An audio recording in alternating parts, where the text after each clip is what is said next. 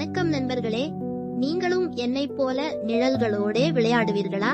பாருங்கள், நான் கையில் அழைக்கிறேன், அப்போ நிழலும் அப்படியே செய்கிறது. ஓஹோ, இதோ அது என்ன? என் நிழல் தானாகவே அலையுது.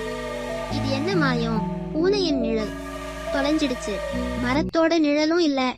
ஐயோ, என் நிழலும் மங்கிக்கிட்டு இருக்கு. இதோ ஒரு குள்ள பைத்தியக்கார மாதிரி ஏதோ ஒளி வந்துட்டே இருக்குது.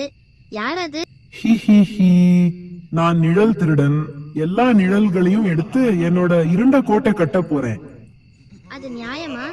எல்லாருக்கும் நிழல்கள் வேணும். நான் அதை திருப்பி கொண்டு போக. நீங்க எங்கேயோ போக முடியாது. நிழல் திருடா, இங்க வந்து என் நிழலை திருப்பி கொடு.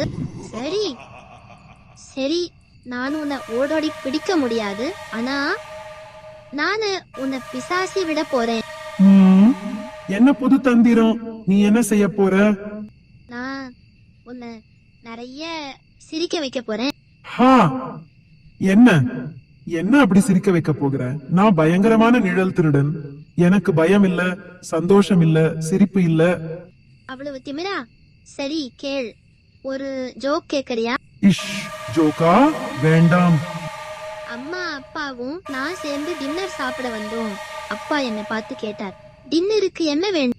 சரி, அப்புறம் நான் சொன்னேன், சோறு. அது என்ன ஜோக்? இது கேலி இல்ல, கவிதை மாதிரி இருக்கு. அடுத்த ஜோக்க கேட்டா கண்டிப்பா சிரிச்சிடுவேன். பார்ப்போம், சொல்லு. ஒரு பூனை ஜூஸ் குடிச்சது. அப்புறம் என்ன ஆச்சு? அது தண்ணியோட கிளம்பிடுச்சு. அப்பாடி, நீயே சொன்னா எனக்கு வேணுமா? அது மியாவுன்னு சொல்லிட்டு போயிடுச்சு.